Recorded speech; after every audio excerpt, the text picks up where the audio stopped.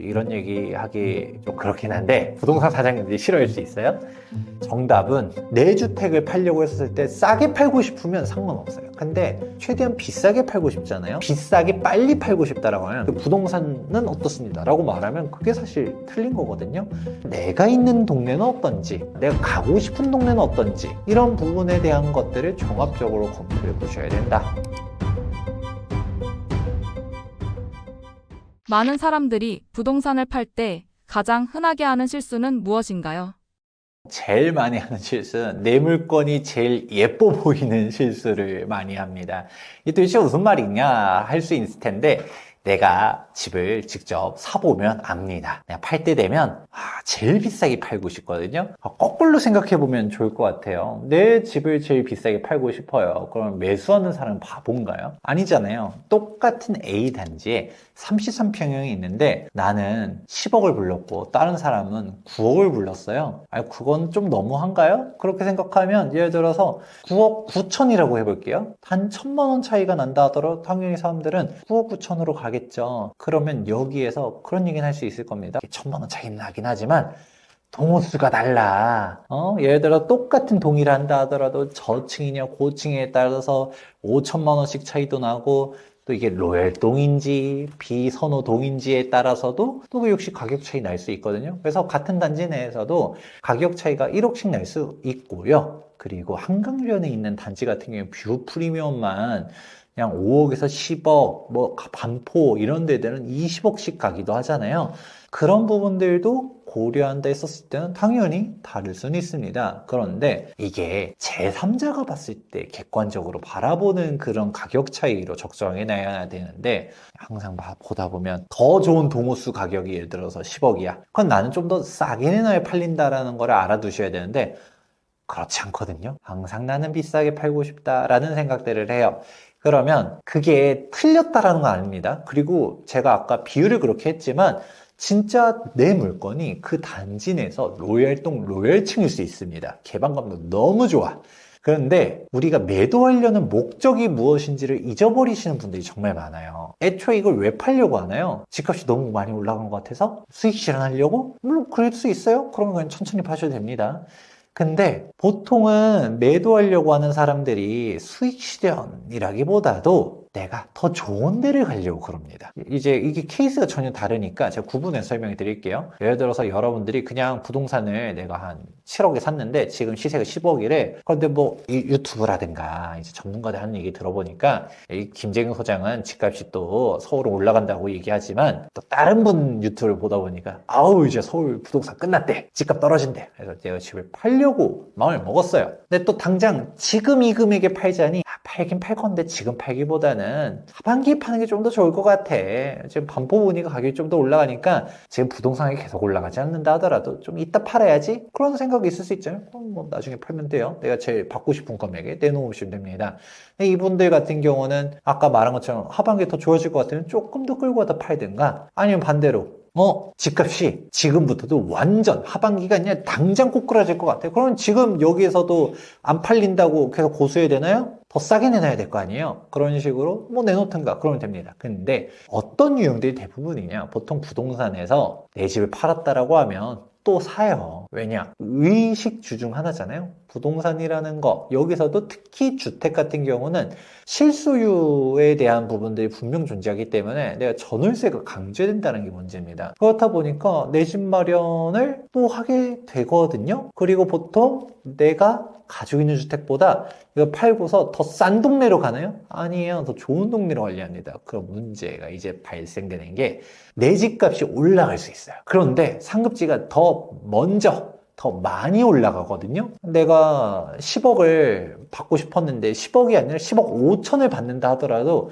내가 가고 싶었었던 동네가 12억이었었는데 13억으로 갔다가 확 뛰어버렸어. 근데 5천만 원 더 받으면 뭐예요? 결국은 내가 필요한 금액은 5천이 더 필요하게 되는 거거든요. 그런 부분들. 더군다나 우리가 소득을 얻는다 하더라도 물론 1세대 1주택 비과세 요건 12억 이하는 100% 비과세지만 내가 비과세 요건을 못 맞췄다든가 아니면 12억 초과 고가주택이야. 그러면 여기서 양도세도 조금씩 빠져나가고, 우리가 거래 비용 발생하고 취득세 내야 되고 부동산이 돈 나갈 게 한두 가지가 아닙니다. 그런 부분까지 고려하게 되게 되면 결국 상급지를 내가 결국 관리했었을 때 내 주택을 잘 받는 것도 중요하긴 하겠지만 내가 살려고 하는 주택에 대한 상품 그 시장도 먼저 체크할 필요성이 있다라는 얘기를 해드리죠. 그래서 이게 전략에 따라 조금씩 다르긴 한데 결국 내가 가고 싶은 곳이 먼저 뛸 것 같으면 일단은 빨리 갈아타야죠. 그런 포인트들을 잡아 두셔야 된다. 이걸 가장 많이들 실수하는 것 같습니다. 좋은 가격에 빨리 팔기 위한 방법은 무엇일까요? 정답은 이런 얘기 하기 좀 그렇긴 한데 부동산 사장님들이 싫어할 수 있어요.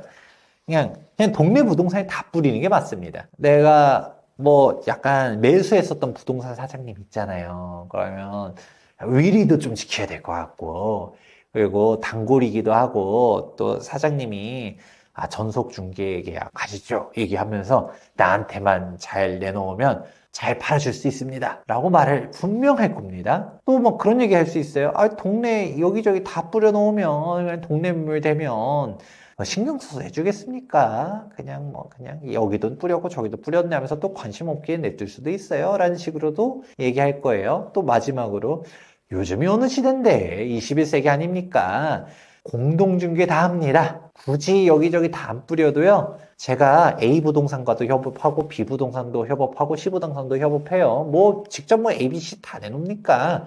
라고 얘기할 수 있어요. 근데 하나는 알고 둘은 모르는 거 아니면 알려주지 않는 사항이 그 부동산 사장님들의 수익 구조를 좀 보면 나옵니다. 부동산 사장님 입장에서는 솔직히 중개 수수료가 메인 수입 아니겠습니까? 그러면 수수료가 어디서 나오냐? 매도자한테서도 나오고요. 매수자한테도 나와요. 그래서 일명 업계 용어로 양쪽을 다 하는 게 양타라고 얘기를 해요. 그래도 예를 들어서 매도자한테도 중개수수료 500만 원, 매수자한테도 중개수수료 500만 원 하면 합해서 1000만 원이잖아요. 그러면 이제 예를 들어 매수자가 수수료 좀 비싸요 라고 하면 어쨌든 매도자한테 받는 게 있으니까 좀 깎아줘도 나는 더 좋겠네 라고 하면서 갈 수가 있을 텐데 문제는 이제 한쪽씩만 받는 식으로 공동중개하게 된다는 얘기가 뭐예요? 매도자 부동산은 매도자 수수료 받고 매수자 부동산은 매수자 수수료를 받는다는 얘기인데 그러면 부동산 사장님 입장에서 어떻게 움직일까요? 매수자가 왔어요. 매수자가 와서 물건을 소개시켜줘야 되는데 공동중개인 매물이 있고 양타인 매물이 있어요. 양타인 매물 먼저 추천하지 않을까요? 물론 내 매물이 메리트가 너무 커. 10억짜리 매물들이 있는데 나는 9억 8천이야. 양심상 아무리 돈이 좋다 하더라도 얘를 추천해야겠다 라고 하면서 움직이겠지만 그런데 여기서 넌센스가 하나 발생합니다. 나는 싸게 팔고 싶은 게 아니잖아요. 좋은 금액에 팔고 싶잖아요. 그러면 생각을 해보는 거죠. 아니 나도 10억에 팔고 싶은데 내가 왜 9억 8천에 팔아야 돼? 그러면 10억에 누군가 사줘야 되는데 똑같은 10억짜리 매물이 있을 때는 이거는 주관의 영역이거든요. 팔은 안으로 굽는다고. 동수에 대한 부분들 내게 아무리 제일 좋아 보인다 하더라도 약간 막 그런 식으로 얘기할 수 있겠죠. 부동산사님이 이거 뭐 소개를 안 하고 내 거 똑같은 어쨌든 10억이니까 얘기할 수 있고 아니면 쟤를 소개를 하면서도 은근슬쩍 디스를 합니다. 제가 층은 좋고 타입은 좋은데 이 물건이 똑같은 10억이면 얘가 역세권이에요. 역세권. 돈이 너무 좋아.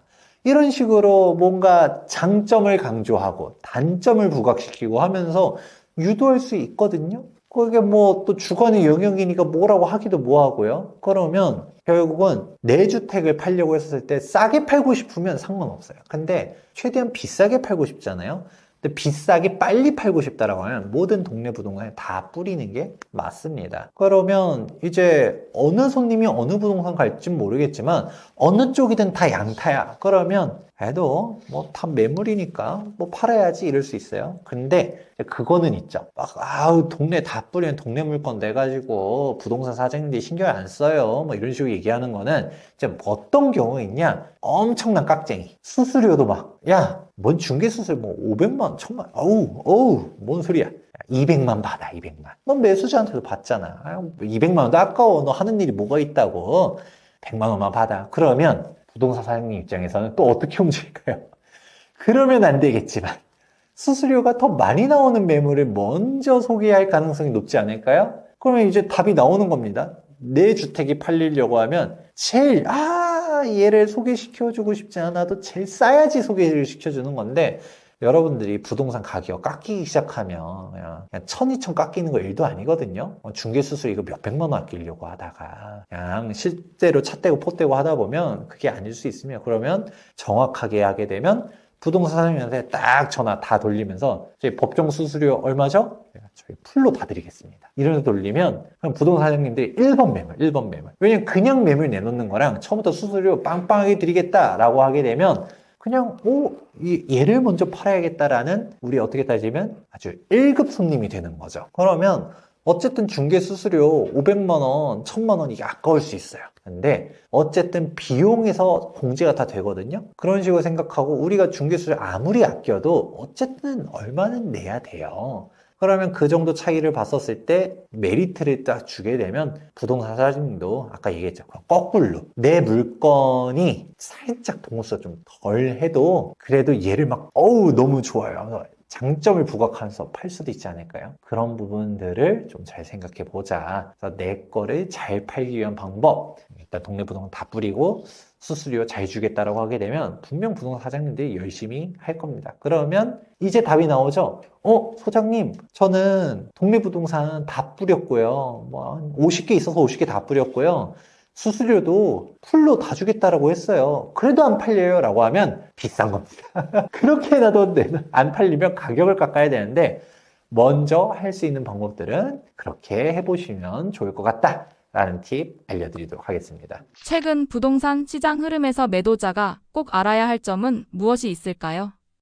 지금 매도자분들 입장에서는 부동산 시장 흐름이 제일 중요하지 않을까 싶어요. 제가 맨 처음에도 설명드렸었던 것처럼 내 주택을 최대한 좋은 금액에 받는 방법, 얼마나 잘 받고 이것 중요하긴 하지만, 우리가 큰 틀에서 자산 시장의 사이클적으로 보았었을 때 내가 결국 돈을 어떤 식으로 재배치할 것인지, 아니면 내가 가고 싶은 동네가 어딘지, 이런 부분을 잘 생각해 볼 필요성이 있어요.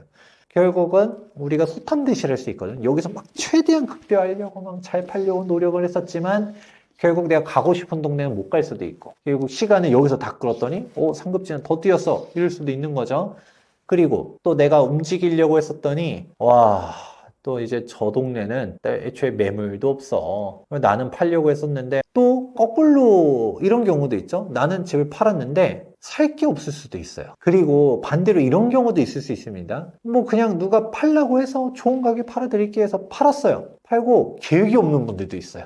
생각보다 많거든요. 팔고 현금이 들어왔어. 그러면 그거에 맞춰서 내가 꼭 부동산 재투자를 안 한다 하더라도 뭐 주식을 투자하든 아니면 코인을 투자하든 뭐 그냥 내가 이제 투자 성향 맞춰가지고 뭔가 사업을 하든 돈을 그냥 은행에만 넣어 놓으면 사실상 인플레이션에 녹아 없어지거든요. 그러니까 뭔가를 액션을 취해야 되는데 막연하게 통장에 넣어놨다가 그냥 시간만 그러다가 어영부영 5년 지나가고 10년 지나갔더니 아니 이 돈으로 할 수 있는 게 없네 합니다. 그러니까 물론 주식 투자해서 돈 다 버는 거 아니고 당연히 리스크는 존재하겠지만, 내가 그러면 분석을 해가지고 공부를 해서 그런 식으로 뭔가 부의 이전 아니면 재투자를 고민을 해봐야 되지만, 이런 거 없이 그냥 현금만 가지고 계신 분들도 있거든요. 그러다가 진짜 나중에 후회를 많이들 하시는데, 그러면 내가 방향성, 다음 넥스트에 대해서 진지한 고민을 하면서 팔아야 된다라는 얘기를 해요. 그러면 팔고 뭐 하지? 싶으면 그냥 안 파는 게 나을 수도 있고요. 물론 내가 가지고 있는 동네가 한마디로 정의하자면 내가 다음 스텝이 정해져 있으면 그때 매도하는 게 맞다. 내가 이걸 팔고 상급지로 가려고 한다든지, 아니면 내가 이걸 팔고서 그냥 부동산으로 움직이지 않는다 하더라도 내가 명확한 투자에 대한 플랜이 있어. 그럴 때 움직이는 거지, 그냥 막연하게 그냥 정리하고 아무것도 안 했다가는 후회할 가능성이 높다라고도 말씀드립니다. 그러니까 사실 이거를 한마디로 정의하기 어려운 게, 시장에 대한 흐름들을 이해할 필요성이 있어요. 2025년도 부동산 시장이 어떻습니다 라고 단호를 하지 못하는 게 지역마다 지금 다 다르거든요. 그냥 단순히 이제 양극화를 넘어서 시장이 파편화되어 있다라고도 얘기를 해요. 그런데 한마디로 부동산은 어떻습니다 라고 말하면 그게 사실 틀린 거거든요. 그러면 내가 있는 동네는 어떤지, 내가 있는 동네는 어떤지만 내가 가고 싶은 동네는 어떤지, 이런 부분에 대한 것들을 종합적으로 검토해 보셔야 된다. 이렇게 말씀드려 보도록 하겠습니다.